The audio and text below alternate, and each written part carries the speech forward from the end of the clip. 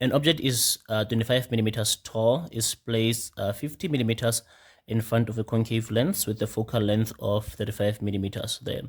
7.2.1 says draw a ray diagram to determine the position of the image there. Okay, now just focus on the focal length there. So let's have them our ruler there. With our ruler, let's just have this position here. I'll draw a line, and then let's have this position over here as our middle. Okay, now once we have our middle, then we can then say that let's measure 35 millimeters there for focal points there. So now we grab the ruler over here, 35 millimeters. It's a focal point over here. So double that, 35 multiplied by 2 is 70 there. Another 35 over here will be another focal point there.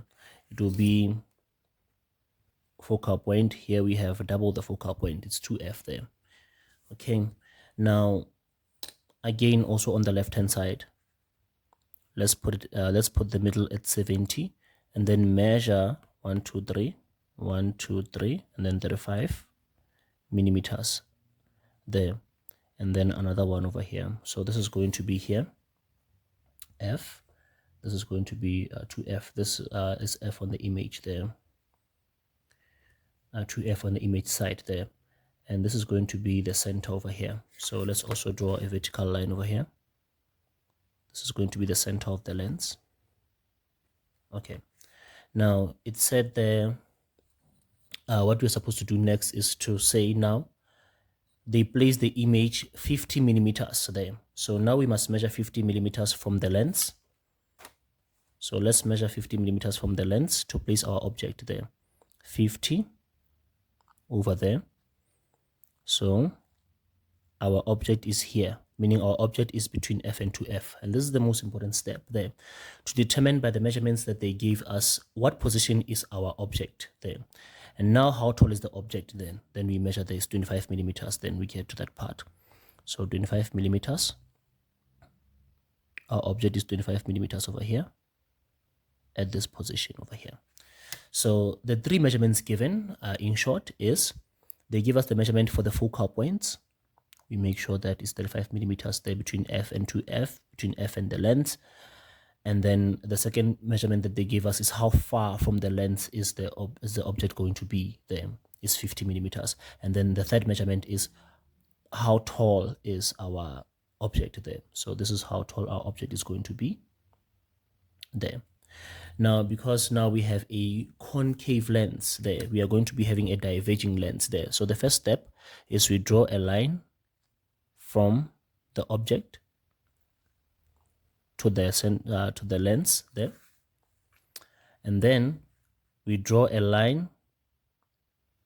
We put the ruler here in line with the focal point, and then we draw a line that diverges like that. Now this is a ray. This is a ray that diverges. We also have another ray that is not refracted, the one that passes through the center of the lens there.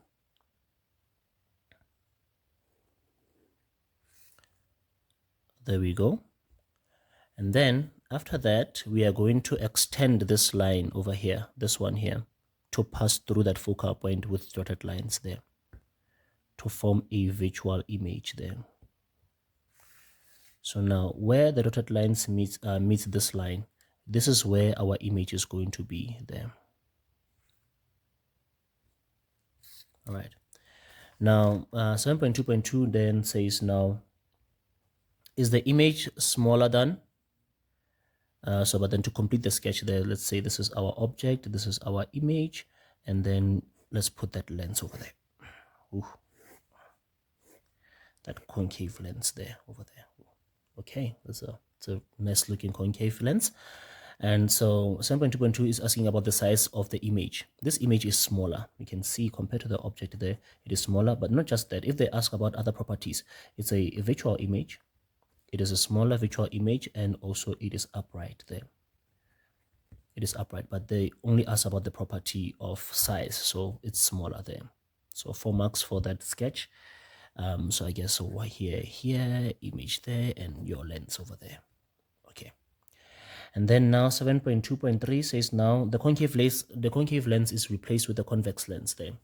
State 3 properties of a new image formed by a convex lens. Now, if we have an object between f and 2f there for a convex lens, we know that it's going to be first and foremost a real image. And if it's a real, then it is also inverted there. And at this position between f and 2f, our object will be larger there, will be larger than the object there. So 1, 2, 3, and this will be 1 out of 8 there.